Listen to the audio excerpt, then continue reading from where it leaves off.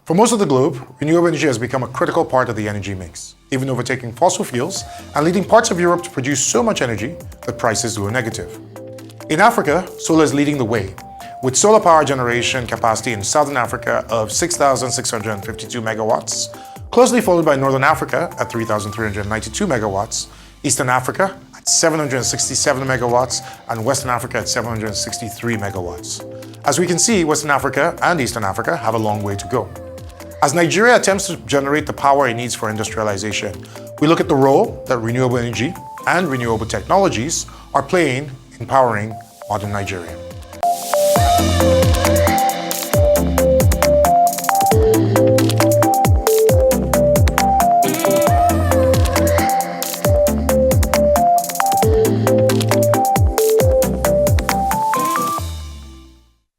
Hello and welcome to Tech into the Future, where we talk about everything that's happening in technology and how it affects you.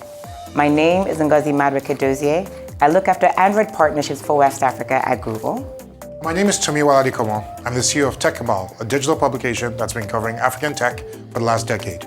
Alongside Ngozi, I'll be your guide into the world of tech in Nigeria, Africa, and the world.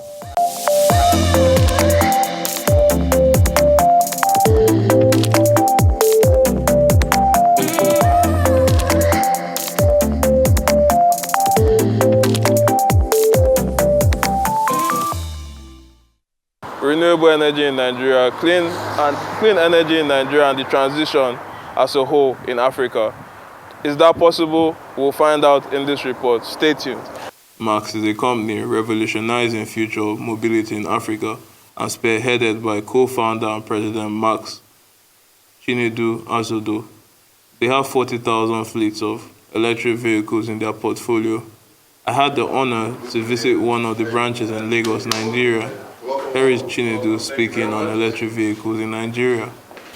Over the last decade, what you've seen happen globally is a shift from primarily gas engine vehicles to more renewable sources. The goal obviously being that we want to be able to improve quality of life for folks on the planet, and so that means alternative sources of power for vehicles.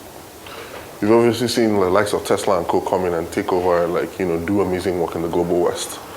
But what you see happening in the global South, or in the global North now, what you see happening in the global South, there's no real player who's come in and dominated the area. And that's fundamentally because the mobility needs of the global South are very different from the mobility needs of the global North, right? Where the North is dominated by four-wheelers and cars and buses and larger passenger vehicles, larger capacity vehicles. In the global South, you have dominance from micro-mobility. So here we're looking at things like motorcycles. Cars are still important, right? When you think about the mass opportunity and the mass scale, you want to look at things like global, motorcycles, you want to look at bicycles, you want to look at electric-assisted 2- and 3-wheelers, right? He also spoke about how they provide their services in Nigeria with what they call their vehicles. We help commercial 2- and 3-wheel drivers gain access to motorcycles on a daily basis, right? And over time give them a path to ownership, right? So we don't really care where they work, what platforms they use the vehicles on. Fundamentally, what we focus on is that they actually use the vehicle. So we have the technology, the IoT systems, to be able to track how these vehicles are being used, what they're being used for, and get a sense for what the experience looks like for the customer through engagement and interviews. And we've seen in communities like Bamu, where farmers were using the motorcycles to move things from the farm to the farm gate to sell, right? We saw commercial taxi drivers in those communities as well actually borrow our motorcycles to carry passengers around in the community and stuff like that. That's in a rural area. In Lagos, for example, we have a fleet of electric vehicles that have done deliveries for Jumia for the last maybe 3 to 5 years, right? In Ghana, we have about 300 electric motorcycles operating and providing services to business partners out there. In Ibadan, we have a similar setup. So what we've seen is, for folks, what they fundamentally care about is, do I save money by using EVs? And the answer is yes, right? And so because we've answered that question, we provide the infrastructure, we provide the vehicles, they're able to work and whatnot, right? Here is the electric vehicle technical lead, Pelumi, speaking on the different electric bikes and tricycles they have, comparisons, how they work, and how they charge, plus many more. This is the Max EM3. It's our flagship electric motorcycle, and it runs on a 6 kilowatts motor here. You can see it doesn't have any engine, just a motor and a battery. So let me just show you around the bike a little bit.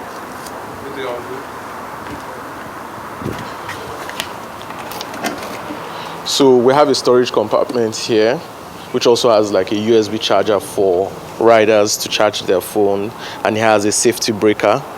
So this is like the safety control, so that when you're not riding, you just don't leave it on.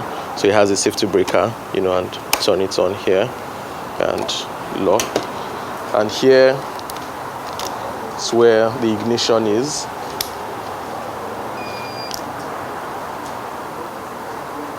So for example, you can see battery level, you can see kilometers, you can see this D indicates the mode because the bike has 3 modes. Here you can see sport, drive, and eco mode. So once I move to eco, it changes here, drive here, and sport mode here. So this shows the audio, the time, and the temperature. And we have other features: headlamps, full lights, signal tones, hazard lights, and it has a horn, and I mean it's very fast. Let me run you through the throttle, because we have the throttle here, and you can see how fast it moves.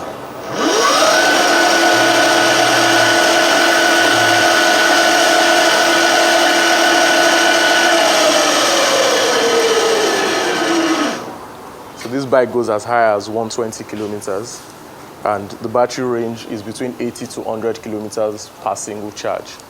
So this is the T1 tricycle. It's a cargo, it's a passenger tricycle. Also electric, doesn't use petrol, doesn't use fuel, and you can see it here on the dashboard.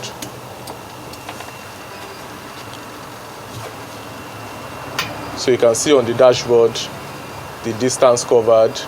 You can see the battery voltage here, kilometers, and also has 3 modes: reverse, neutral, and drive mode. So when it's on park, it's on neutral. It has a handbrake here, also has a horn, turn signals, lights, more lights, hazard lights, and some other controls here. And this is the foot brake, and of course the throttle is here. So this is the cargo tricycle. It might interest you to know that this has done 20,000 deliveries over the last 2 years. So it's similar to this, but this is basically for cargo. That is passenger, but this is cargo also. And it has a cargo storage behind. Can we open that? Yes, please. So it has storage behind.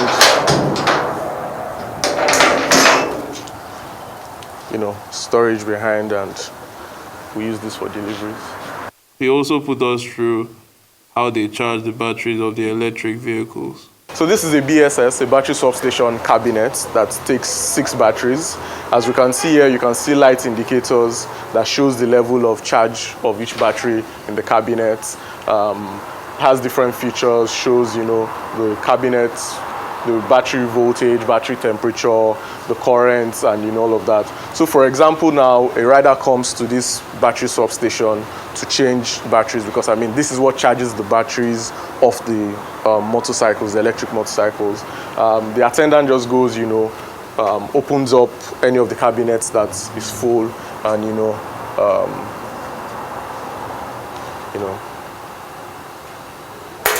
the door just pops open, and pulls out the battery, unlocks, and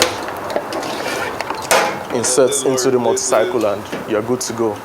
Branches. So we've trained technicians, proper trainings. We also carry out retrainings to make sure that they're up to date with new technology, because the interesting thing about EV is that every time there's something new that is coming out, because as we all know, it's the new technology, so there are new things that we need to learn. So we've trained our technicians, we carry them on trainings. And also bikers? Yes, we also have routine town hall meetings where we train our riders and on the do's and don'ts of these devices. The president and co-founder of Max, Mr. Chinedu, mentioned this and the things he felt the government could assist the sector in, and how Nigeria could reposition itself in the electric vehicle business for Africa. Duties kill a lot of the margins, like in being able to bring this stuff out and deliver them sustainably to the market, right? Duties at 20% plus, right? And you're paying duties in USD or equivalent of USD. So it makes it very, very, very difficult. I think if the government is very interested in supporting EVs as like a channel or business that they want to scale, right? A lot can be done from a regulatory standpoint in terms of doing things like moving barriers to entry. So, cost of clearing, shipping, all those other things. If there are ways to improve that, that will help massively, right? I think there's a lot of folks who are doing things like, also contributing to the EV space, but from a different angle, right? They're doing things like mining lithium and whatnot, right? I think if the government is also able to get closer to that space, right, and be able to, figure out how to like leverage credits that come from being able to produce some lithium out of Nigeria, to be able to get global credits to make sure we can get more competitive pricing of parts or whatnot for EV production, that'd be amazing as well, right? I think those are two great opportunities. I think something we've seen a lot of other countries do is governments that are interested in EVs actually coming in and saying, okay, for this particular program, I'm going to subsidize up to $1 billion, up to like $10 million or $50 million, or whatever the case may be. Those kinds of subsidies being built into stuff like this will make it easier to also push this in the market. And essentially what the government's role is to help drive distribution in that sense, right? Through favorable tax regimes, favorable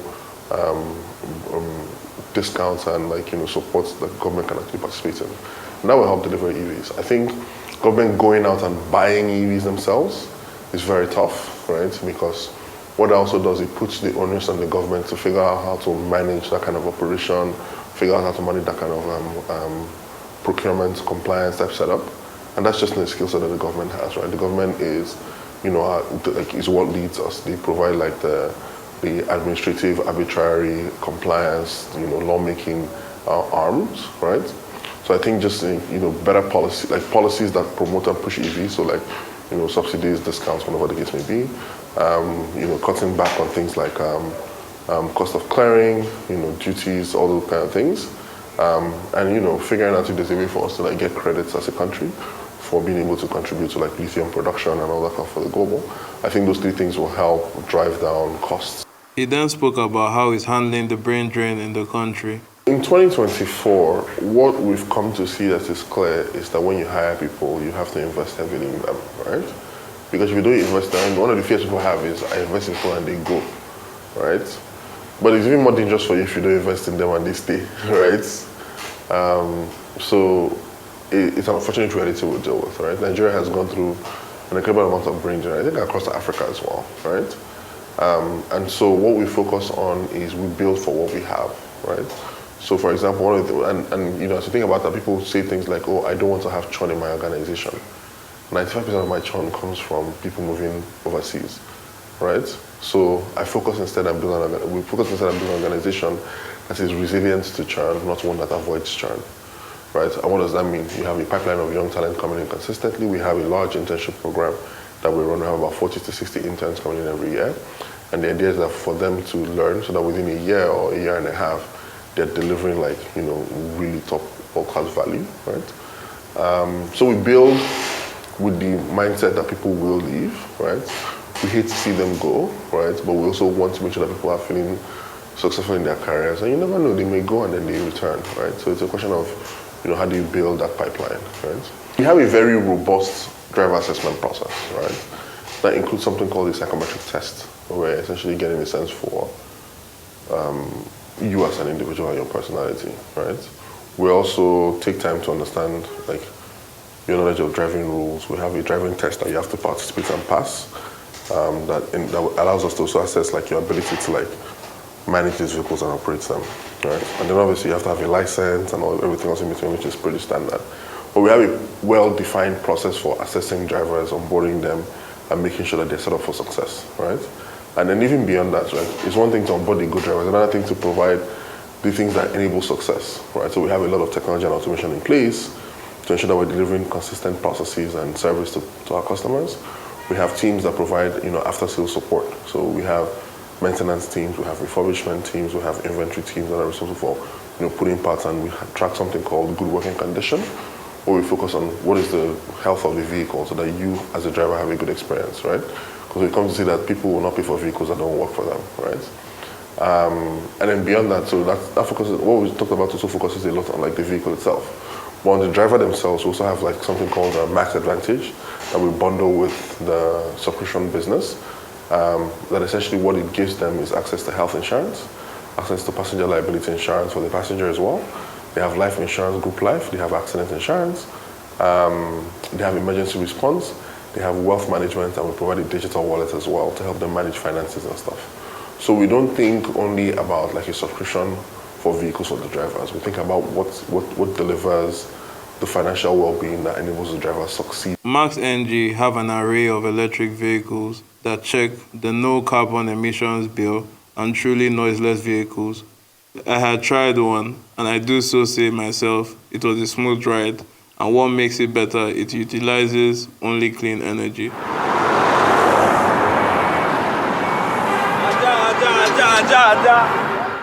Mr. Chinedu spoke about adoption of electric vehicles and clean energy in Nigeria with the outlook of this in Nigeria. It's early days. We've done this for 4 years and counting. Well, 5 years now, 2019, right? We've done this for 5 years and counting. But I think it's early days. I think within the next 2 to 3 years, things will really take off, right? We've kind of gone like initially flat. We're just beginning to take off a bit here. That steep curve of explosive growth will happen within the next 2 to 3 years. And I think the folks today who are investing in the infrastructure, investing in the networks, investing in the vehicles, investing in the batteries, building out the distribution systems, all that stuff, are those who will benefit from it in that next 2 to 3 years, right? So this is the time to fund these opportunities. This is the time to get involved. This is the time to deliver the program, subsidies and whatnot that will help this work. So as in 2 to 3 years, as this explodes, everybody who's coming and investing at this particular point has the opportunity to actually benefit, right? Whether that be government in seeing like, more sustainable options on the road, right? Better taxation, tax models around this. There's so much more value that will come. But that takeoff has to happen, We truly do have businesses in Nigeria assisting in the business they can to move the country where it needs to get to, especially Max, which are championing this currently. Zero net emission is possible. We just need to keep working towards it. And I got to be a conductor for a day.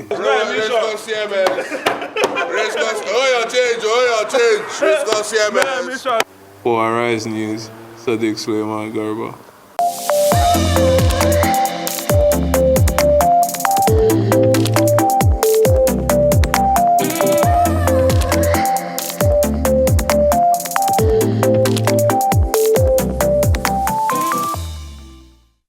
Welcome back to Tech into the Future.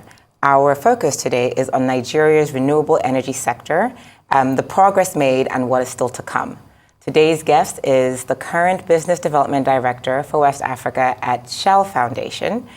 He was the Senior Investment Associate at All On between the years 2018 and 2022, where he led an investment team focused on providing access to finance entrepreneurs working on clean energy access solutions across Nigeria. Welcome to the show, Goziem. Thank you so much. It's great to be here. Excellent. So it's good to have you. Yeah. I want to dive in right at the top, which is, from your perspective, what's the state of renewable energy in Nigeria specifically? Still nascent, but there's been a lot of progress. I think that the industry has grown organically from basically providing access to energy for people who are underserved, and that's really where it's been started from. So a lot of off-grid communities where the mini-grid space, has developed solutions for. And then more recently, you have residential solar that's now become almost cost competitive to grid electricity because of the subsidies. But I think that the space has evolved as an answer to a problem, which is basically electricity for Nigerians.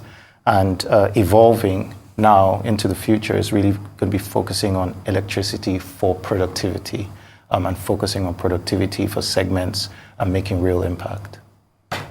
Fantastic. So the Shell Foundation has been given marginalized communities access to clean energy and enabling them to make a livelihood over the last 2 decades. Can you share with us a few of the projects you have found most interesting? Yeah, at Shell Foundation, we're really focused on enabling people to increase their incomes and earn a living income while reducing emissions. And these people are smallholder farmers, are micro entrepreneurs, solar irrigation into their network of farmers to basically provide access to clean irrigation and productive use energy technologies, including cold storage and including processing technology. Those are some of the things that we've done over the last few years. But we've basically been focused on building the ecosystem, building the companies, and building the enabling environment for the sector to thrive. Do you have a sense of like what percentage of our power consumption right now comes from renewables? Not a lot. Not a lot. Not a lot. And that's one of the things we're trying to change. But it's not really changing for the sake of changing it or focusing on technology or clean energy as a mix or as a part of our power mix. But it's really what clean energy can enable, and it's really what the technologies can enable. Clean energy, if you think about it as an off-grid energy technology, can reach marginalized communities, can provide them with steady power that can enable them to transition from below a living income to above a living income by focusing on productivity and focusing on the kind of productive activity that they use in their use in their communities. And that's really where I think the industry has focused on, is providing an alternative to expensive sort of grid extension by providing people with power where they need it and where they are right now. I think that's probably where it focuses on over the next few years. So comparatively, South Africa and Egypt are currently leading the pack in the Africa scene when it comes to renewable energy. What systems would you like to see put in place to accelerate the growth of the renewable energy sector in Nigeria? I think the first is building local capacity. It's building local manufacturing capacity. It's building local skills and technicians. One of the things that I personally love about this industry is that it has a lot of the jobs of the future. The sort of clean energy movement isn't just about changing technology or being greener, but it's really somewhere where a lot of people can get jobs and build skills. And I think that's one of the most exciting things for me about the sector. So definitely putting in place an enabling environment that focuses on the skills, that focuses on the talent and the knowledge ecosystem to support that industry, building local manufacturing capacity as well, and ultimately affordability as well. That's a sort of a key challenge for a lot of customers or consumers of electricity generally, but also of clean energy. As technologies continue to evolve, if you look at battery technology, it's evolved dramatically. Solar panels have reduced in price over 95% over the last 20 years. As the technology costs continue to reduce, we have more affordable technologies. But I think affordability and financing for consumers is also a big area that we can improve on. And for all intents and purposes, by the time we've, if we've created an enabling environment for capacity building and for manufacturing, then there will be local manufacturing that should theoretically solve for affordability. Yeah. Well, yeah. Theoretically. Theoretically. I mean, look, let me ask you a question just kind of around that. Who are the various players and what do they need to do for this? Because you've talked about local manufacturing, you've talked about bringing the prices down. So what role does government have in this versus what role do foundations like Shell Foundation have in this versus startups and sort of manufacturers? So what do the various people need to do in that space? Yeah. That's a great question. I think, first of all, innovation is where it all starts, right? So there's a place for startups, there's a place for innovation. From the supply side, what are the technologies that are coming to the market? What are the different business models that are coming to the market?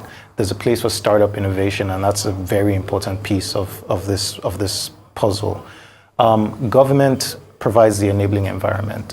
Tariffs on imports, for components are currently really high, looking at driving down the cost of imports, driving down, providing incentives for local manufacturing, providing incentives for, component assembly and things like that can actually also go a long way. So I think that's where the government comes in, is providing the mix of incentives, both fiscal, to encourage investment in the space. There's a space for donors as well. Donors have really been very pivotal in taking early risk and de-risking some of the technologies that have come to market. And that's what we've done, for the last 20 years. But there's also a space for scale. And scale comes from large corporations. Scale comes from finding product market fit. Scale comes from financing solutions that make technologies more affordable for people.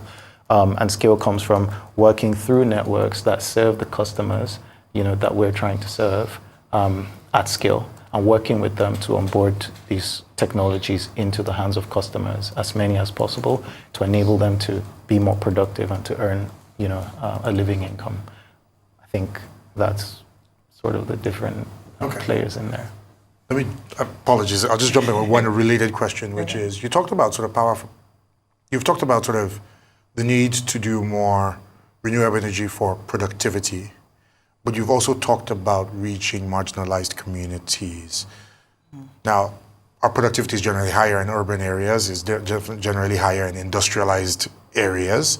And so kind of the energy you need for industrialization, for heavy manufacturing, for whatever it is a bit different than sort of the needs in terms of rural areas. And it can be for productivity in that you then enable them to farm better or to irrigate their farms. But it does feel like those are two different directions, which feels more urgent and more important, because for a country like Nigeria, on our industrialization drive, you need lots and lots of cheap power. And of course, sort of traditional power has become more expensive of late. And so where would you say that the energy really needs to be? Is it in the remote areas? Is it in rural areas? Or is it, in heavy industrialized manufacturing areas, basically? Yeah. My answer is both. I mean, it's definitely both. I should have preempted that. No, you can't say both. But here's the thing, right? Nigeria is experiencing like 47% food inflation right now, right? Reducing post-harvest loss can extend the shelf life of foods, can extend how much food goes to market, can impact the price of food. Something like cold storage, for example, solar cold storage is a technology that goes from innovation, small startups like Coolbox, like Churchill, who are innovating in the marketplace, getting those into the hands of farmers, getting them through a business model that works to the hands of farmers, so that they can be productive. That's an example of productivity at this micro level, for example. Something like a solar water pump, for example, can increase yields for something like rice by 25 to 30%. The more produce in the market, the lower prices are. We have a lot of issues that we're solving as a country, as people generally, but we're not like pushing technology. I think that's what I tried to explain earlier. We are focusing on productivity, both for urban factories and heavy industries. That's not what we do at Shell Foundation. We focus on the world's poor, who are earning below a living income, who have some sort of productive activity that clean energy can enable to transition them into a living income. And that's things like, increasing yields for farmers, reducing post-harvest loss for farmers, providing access to cold storage for micro entrepreneurs who are retailers and mom and pop shops. It's clean energy vehicles for urban transporters, two-wheeler drivers and three-wheeler drivers in urban areas as well, to enable them, have access to something that they can use to make more money, and also reduce emissions. That's where we focus, but there's definitely, a space for both if we are going to move forward as a country into a clean energy future. Okay, so taking a step back from your current role and just talking about the industry at large, the electricity generated from solar power in Nigeria between 2012 and 2022 grew from 20 gigawatt hours to 50 gigawatt hours. Is this significant? Like, is the growth significant? And if not, what significant contribution, or what do we need to be generating for there to be significant contribution to the national power grid? You're talking about a lot of mini grids, for example, that are being built in communities, rural communities mostly, that previously didn't have access to grid power because it was just too expensive to extend the grid there. So things like subsidy programs, result-based financing that's been available in the sector have been some of the things that have spurred that increased capacity, that generation capacity. You also have a lot of companies that are focused on providing power to markets, for example, just to power commerce and provide power trade. That's part of the mix, and that has increased the availability of power, steady, reliable power to people who didn't have power previously. I think those are some of the examples of where renewable energy has played a role in bringing people into the energy ladder where they previously weren't. And then you talk about like commercial and industrial solar. That's probably part of the mix as well, where you have solar powering base loads for light manufacturing industries, factories across the country as well. So there's quite a number of different ways that clean energy is being deployed. I think the thing to focus on, and what I would like a lot of people to focus on, both in like building new businesses, is around who is having access to power and what they are able to use this power for, right? And ultimately the goal is to make the country more productive using whatever technology works. Let me ask you a bit of a forecasting question, which is sort of how much power stays off-grid and becomes off-grid solar and off-grid sort of energy versus gets contributed to the main grid. There's a national grid, and for the longest time, one of the things that's been the challenge is national grid sort of sufficient to power the nation? Does it have the distribution? Is there enough power being generated and put on it? But a lot of renewable energy solutions just end up being off-grid. Whether from a Shell or an all-on perspective or just from a personal perspective, do you have a view of what the future looks like? Is it people contributing to the national grid, or do we end up with a patchwork of off-grid and on-grid solutions? Yeah. And if you're saying patchwork, is that a good thing, or is it ideal for us to have a strong national grid, or is it just the reality that microgrids and sort of off-grid solutions are the future of energy in Africa and Nigeria specifically? Nigeria is a very unique country where I can answer that question. All right, let's answer for Nigeria.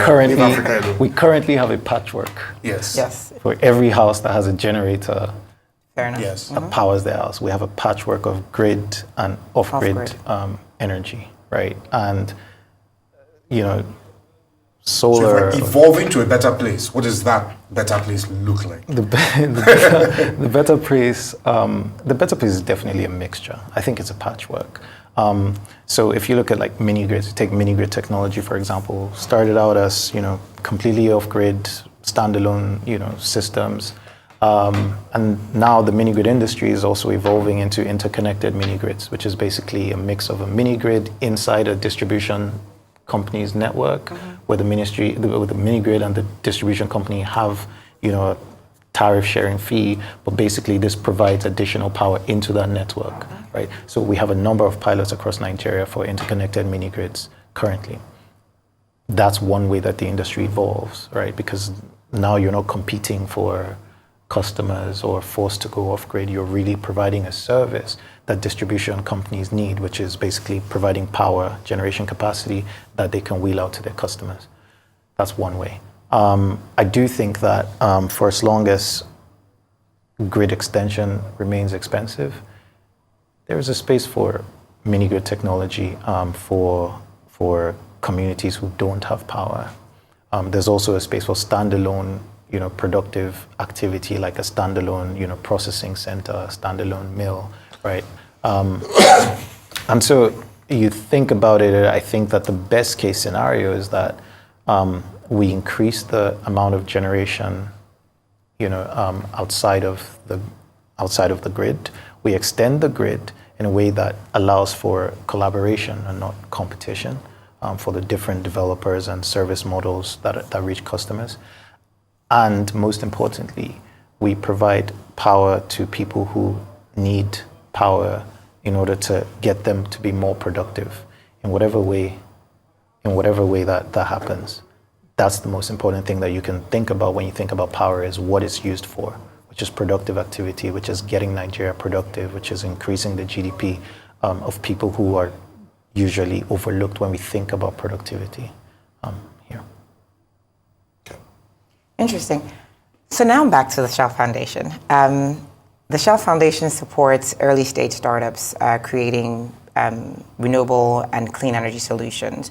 But how are founders getting access to this support?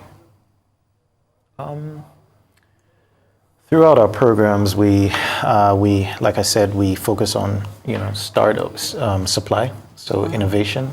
We have focused on innovation. A lot of the companies within the space have basically provided or gotten first capital from Shell Foundation.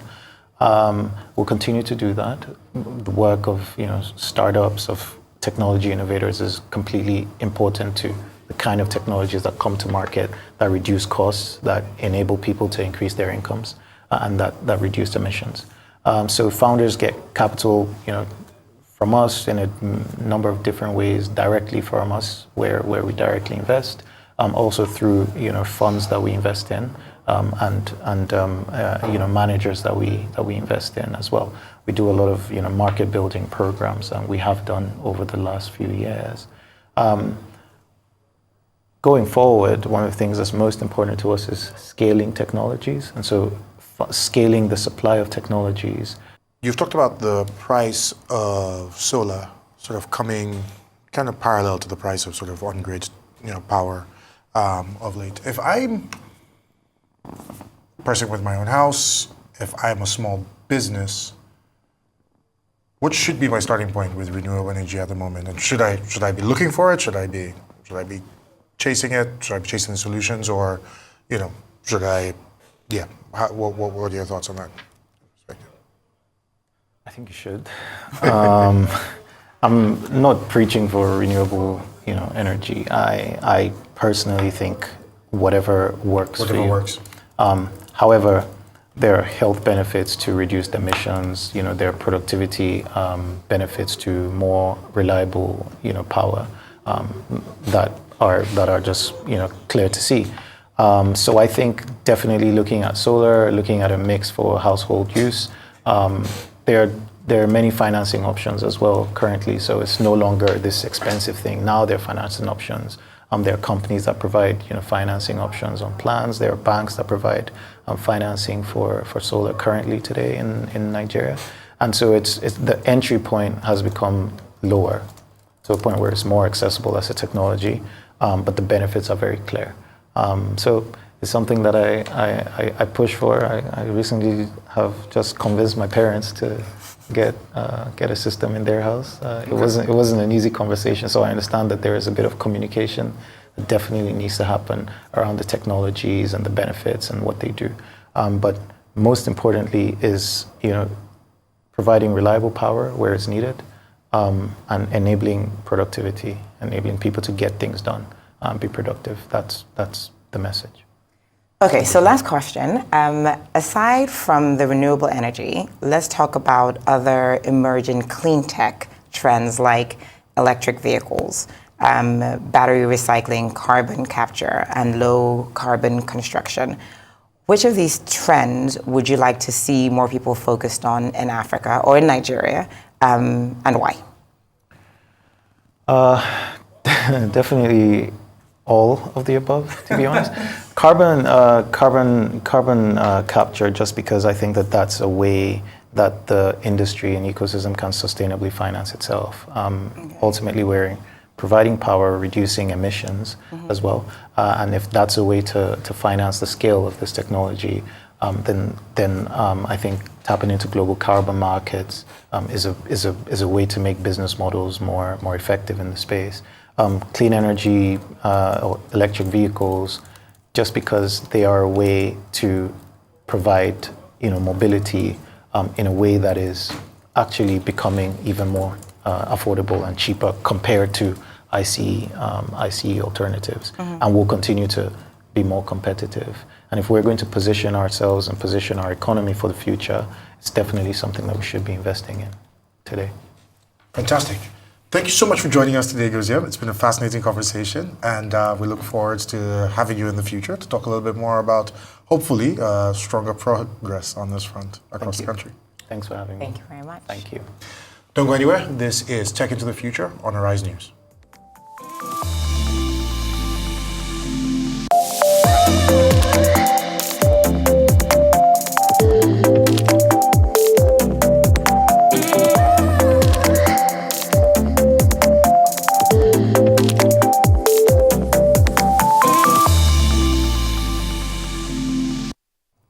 Welcome back to Tech into the Future, where we just had an interview with Festus Goziem Okubor, who is the Business Development Director for West Africa at Shell Foundation. Tell me, what were your thoughts?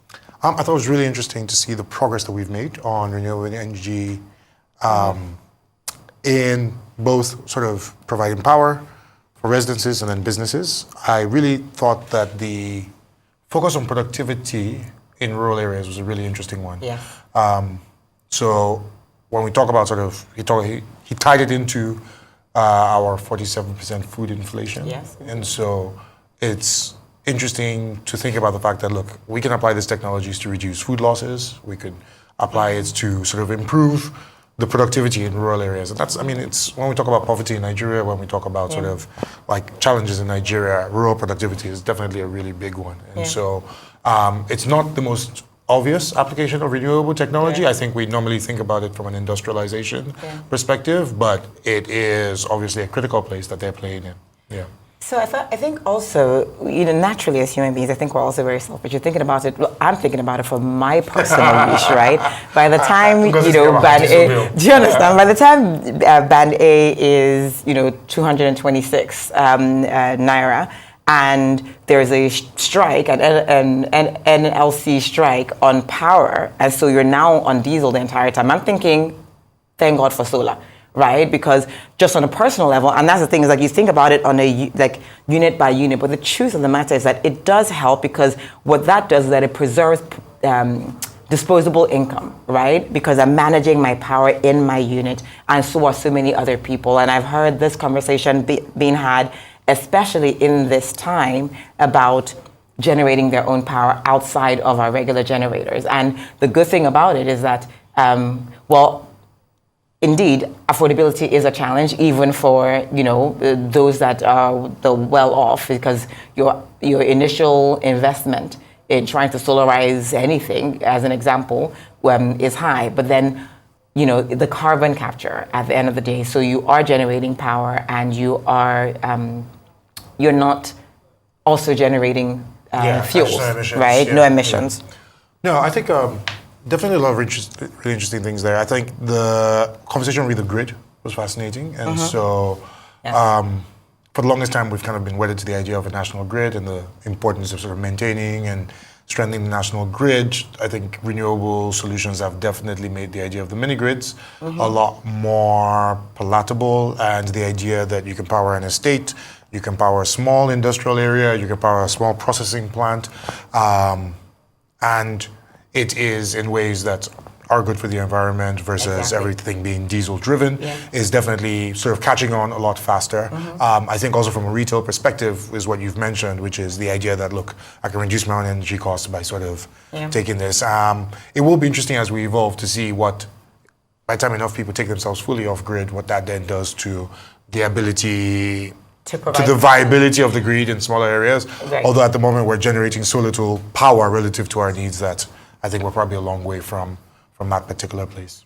The truth of the matter is that, again, this is no different from a lot of the other verticals, right, in Nigeria, is that by the time we start, by the time individuals or the private sector start providing solutions, then what that does, for better or for worse, is that it lessens the pressure on the government, right? And so not the best alternative, but at least an alternative that is workable and that can actually bring more people to it's more inclusive, right? Because of its distribution power. Yeah.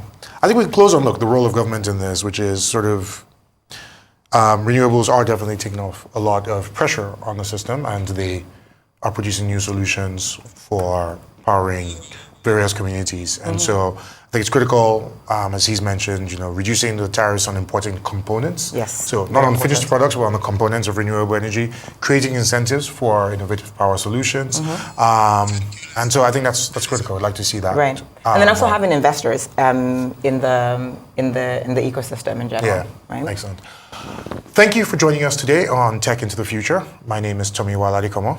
And I am Ngozi Madueke-Dozie. Join us next time as we take you into the business and impact of technology in Africa, how it's changing the world around you and how it's changing your world. Stay tuned to Arise News.